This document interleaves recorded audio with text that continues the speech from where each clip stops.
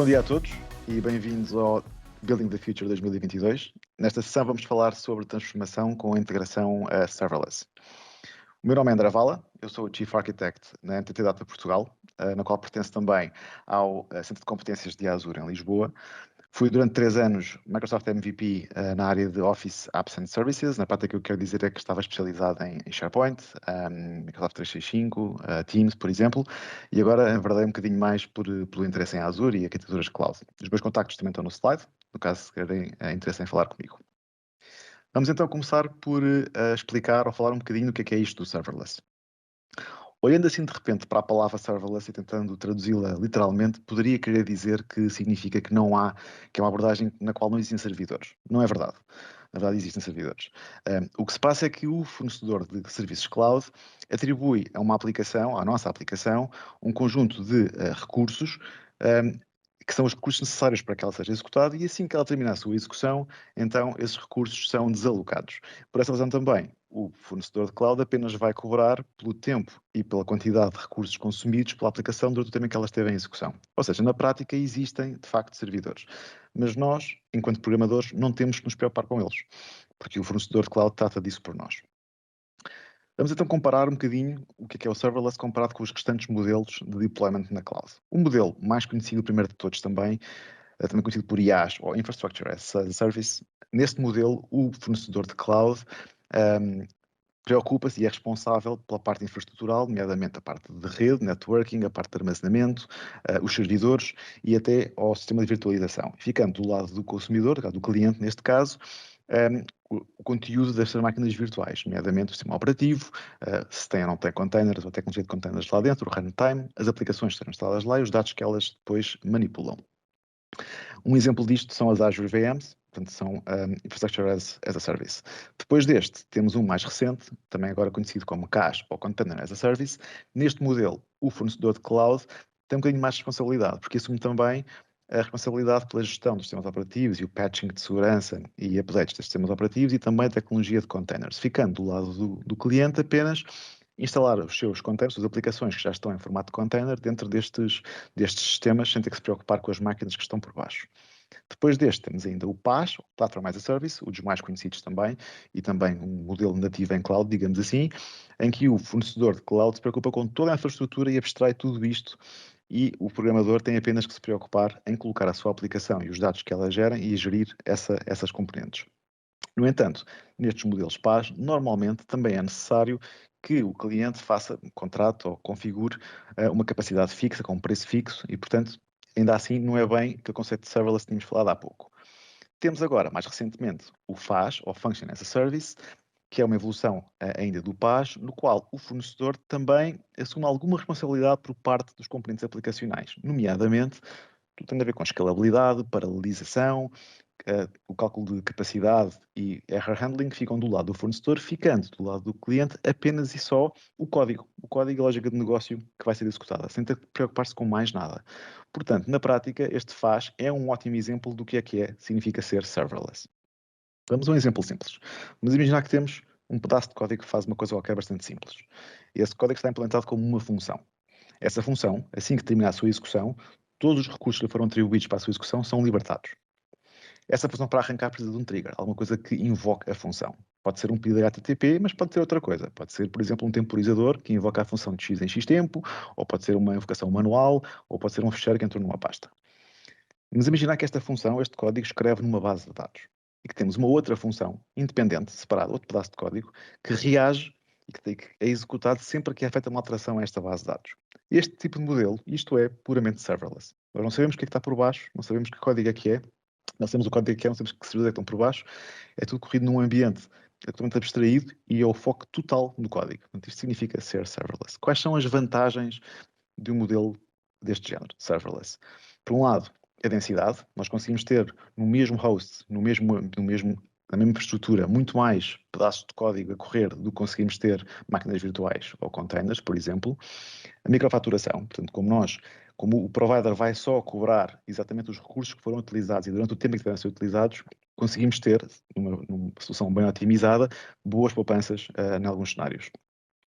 O facto de o fornecedor fornecer as capacidades necessárias e os recursos à medida das necessidades das aplicações faz com que a escalabilidade seja instantânea. Portanto, assim que a função precisa de mais CPU ou de mais memória, automaticamente, então, o fornecedor de cloud vai fazer essa escalabilidade de forma automática e instantânea. E também, devido à sua simplicidade, porque o programador não tem que se preocupar com a infraestrutura, simplesmente tem que fazer o deployment do seu código e pô-lo a correr no ambiente de execução, é tudo muito mais rápido e conseguimos fazer soluções mais simples e mais rápidas a chegarem ao mercado. Em Azure, o que é que nós temos dentro desta área de oferta dos tipos de serviços que são serverless? Temos muitos.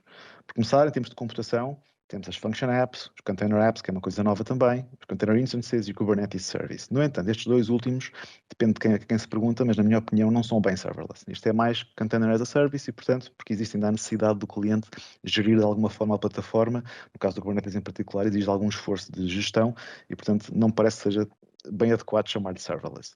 Mas depois temos, por exemplo, o Azure Storage para Storage, o Azure SQL Database, que tem um nível de serviço que é serverless também, muitos serviços em termos de integração, alguns deles, por exemplo, para o workflow e outros, por exemplo, para messaging, já falamos sobre isto mais tarde, serviços para AI e Machine Learning e também serviços de Analytics, que são todos estes que têm pelo menos camadas de serviço que são serverless. Vamos nos focar aqui um bocadinho primeiro nas que nos interessam agora, que é esta computação e de integração.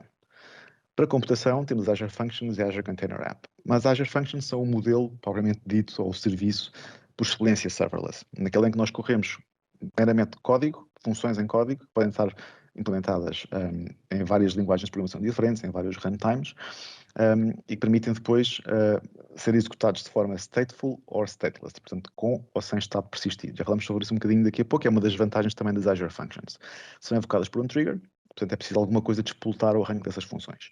A Container App foi uma oferta nova que foi anunciada há poucos dias, e, portanto, é uma abstração em cima de Kubernetes, que permite que nós possamos instalar uma aplicação montada em cima de containers nesta plataforma sem termos de preocupar com nada do orquestrador. Tudo isso é automaticamente aprovisionado e configurado por nós. É especialmente interessante para cenários de microserviços e tem um conjunto já de funcionalidades nativas como a escalabilidade automática e a utilização de Dapper para comunicação entre estes serviços. Um tópico importante em relação às funções. Há pouco falámos nas funções stateful e stateless. Portanto, por omissão, as funções são stateless, não guardam estado, mas existe um tipo de função específica chamado durable function, em que é guardado o estado. E isto permite-nos fazer um conjunto de coisas muito interessantes, nomeadamente a orquestração de outras funções, uma função que controla outras funções. Existem vários padrões para montar isto com Azure Functions. Há 3 em particular que eu vos quero trazer para aqui, porque são importantes para depois eu vou explicar mais à frente dos cenários de utilização em serverless.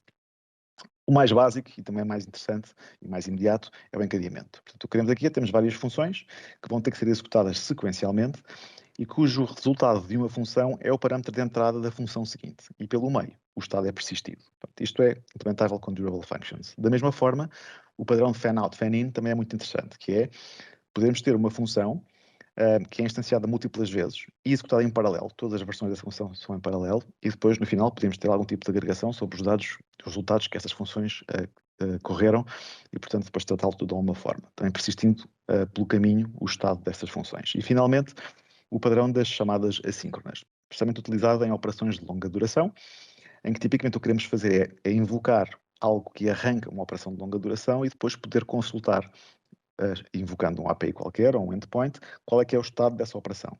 Isto tudo são parâmetros que são implementáveis nativamente com Durable Functions.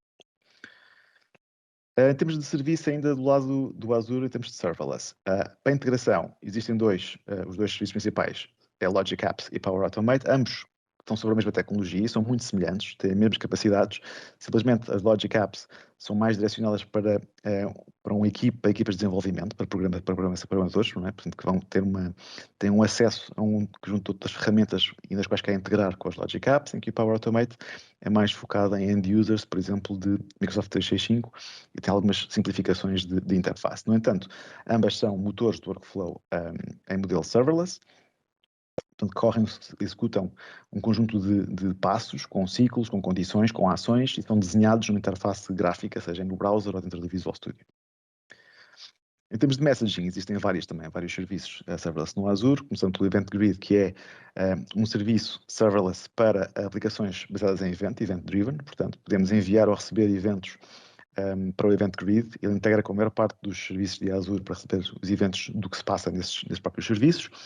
Entrega eventos em near real time em modelo push. O que isso quer dizer é que ele notifica os seus consumidores quando há alguma alteração, quando algum evento foi recebido, e pode servir, por essa mesma razão, como trigger para funções ou logic apps. O Service Bus é um Enterprise Message Broker, portanto é usado para a comunicação de mensagens e não tanto de eventos, então um pouco mais complexo. Tem um foco específico em cenários de processamento transacional. Funciona num modelo de polling. Os Event Hubs é um outro serviço também de messaging, neste caso é mais para streaming de dados ou para a ingestão de eventos massivos, portanto é interessante, por exemplo, para cenários da IoT em que queremos receber muita informação destes devices, e os eventos são consumidos em stream ou através de batches em modelo pool. Finalmente, o último serviço que quero também aqui destacar, em termos de integração, é o API Management. É uma plataforma de gestão de APIs que inclui, entre outras coisas, uma API Gateway, que, por exemplo, que recebe os pedidos todos, portanto, expõe um endpoint único, recebe os pedidos, permite fazer transformações de pedidos e respostas, avaliação de API keys, de tokens RWT, autenticação, certificados, etc. E permite depois também fazer o roteamento dos pedidos para os serviços de back-end. Vamos então olhar, pegando essas pecinhas todas, quais são os casos de uso mais interessantes para estas peças e porque é que isto é interessante do ponto de vista de serverless. O primeiro, se calhar mais óbvio, é podemos usar o serverless para fazer automação, mesmo dentro do próprio Azure. Por exemplo, vamos assumir que sempre que criarmos um novo recurso dentro do Azure, queremos que lhe seja atribuído um centro de custo. Porque é necessário para questões analíticas ou até podemos cobrar aos centros de custo corretos o custo do consumo de Azure. Então, quando é criado um novo recurso em Azure, ele vai lançar um evento que pode ser apanhado pelo Event Grid, se nós assim o configurarmos. O Event Grid, por sua vez, pode invocar uma Logic App que nós desenvolvemos e esta Logic App vai passar tanto o ID do recurso criado como do utilizador que o criou para uma Azure Function, que por sua vez, via API, vai à Azure AD buscar o centro de custo, passa de volta essa informação para a Logic App e a Logic App preenche o centro de custo no recurso em Azure e envia um e-mail para o dono deste indicando qual foi o centro de custo que lhe foi atribuído. Portanto, é um cenário muito simples, com poucas peças, mas todas elas serverless e, portanto, permite fazer a automação com base nos eventos, neste caso de criação do novo recurso. Outro exemplo também baseado em eventos tem a ver com a parte do throttling. Por exemplo, a Cosmos DB é um dos recursos em Azure que não tem escalabilidade automática, ou seja, ele não vai automaticamente subir o número de RUs, ou Request Units, de acordo com a carga que tenha. É preciso uma ação manual. O que podemos fazer com a automação em serverless é mesmo resolver esse problema. Por exemplo, se nós chegarmos a um ponto em que a capacidade que nós temos configurada na nossa Cosmos é excedida, podemos lançar um alerta via Azure Monitor, que via também Azure Monitor Action Group vai invocar uma Azure Function. Esta Azure Function pode perfeitamente, então, via a API da Cosmos DB, aumentar o número de RUs disponíveis e então evitar a interrupção do serviço, porque a Cosmos está, obviamente, engasgada, entre aspas, não é? Cenário interessante, API Management, com aquele serviço que há pouco falámos. Existe um padrão conhecido, até proposto pela MuleSoft, nas organizações, quando se está a fazer estratégia de APIs, podemos ter 3 camadas de APIs. E estas 3 camadas permitem organizar todo o fluxo de pedidos que são feitos aos servidores de back-end da seguinte forma. A camada mais exterior, digamos assim, também chamada por Experience, tem várias Experience APIs, cada uma delas ajustada ao tipo de consumidor dessa API. Por exemplo, um app mobile é um tipo de consumidor e terá uma API própria. Um portal web de gestão terá outro tipo de API e, portanto, terá outra Experience API. No outro extremo, do lado interno da organização, temos as System APIs. E para estas existe uma para cada serviço de back-end, sistema de back-end, que terá também especificidades próprias, terá comandos próprios, entidades próprias e objetos que são retornados. No meio, temos as Process APIs, que no fundo o que são APIs que são independentes do serviço de back-end e também do consumidor e que são responsáveis por quê? Por fazer a agregação e a transformação dos dados que são retornados por esses sistemas até serem devolvidos aos seus consumidores. Pelo meio, podemos ter o quê? Podemos ter Azure Functions, por exemplo, que são ligadas às System APIs e permitem, por exemplo, fazer conversões, transformações de objetos, desses objetos que são retornados pelos sistemas de back-end até virem para a Process API. Portanto, este é um cenário relativamente simples de montar, totalmente serverless para este tipo de cenários. Outro cenário interessante para serverless é o processamento em back-end ou em bulk, por exemplo, de ficheiros. Vamos imaginar que nós temos uma aplicação ou uma solução em que clientes nossos ou parceiros colocam ficheiros numa pasta que lhes é atribuída e têm que colocar vários ficheiros para serem processados em conjunto. Sempre que é colocado um ficheiro nesta Blob Storage em Azure, então é lançado um evento que pode ser, mais uma vez, apanhado pelo Event Grid.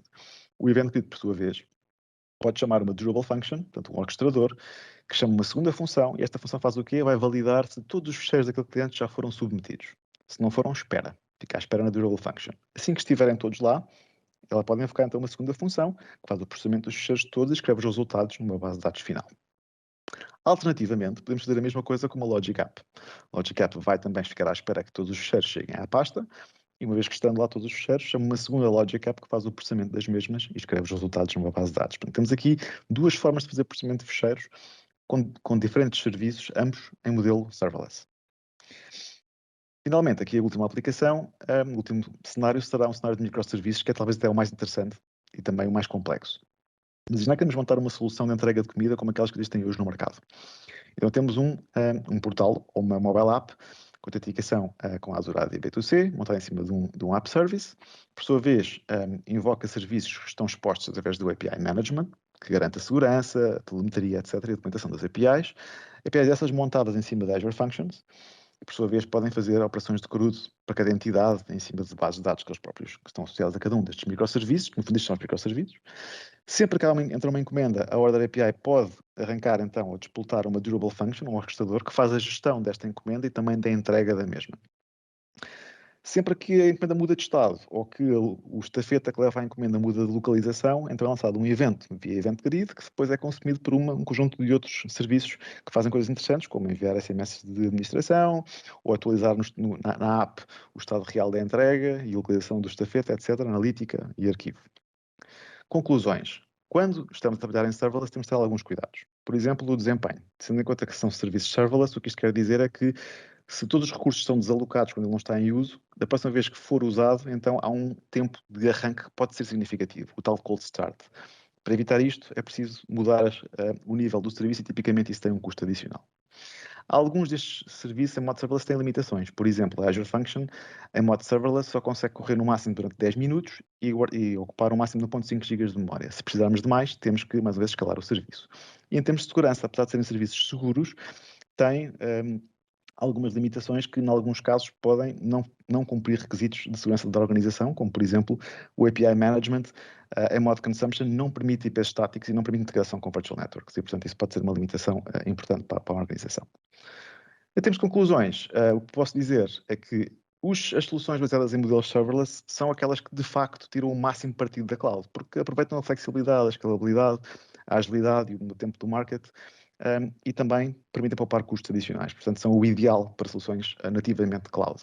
E que o Azure tem um conjunto de serviços grande e que são em modelo serverless e que podem ser combinados entre si para construir soluções complexas. Muito obrigado por terem assistido, espero que tenha sido útil e aproveitem o evento.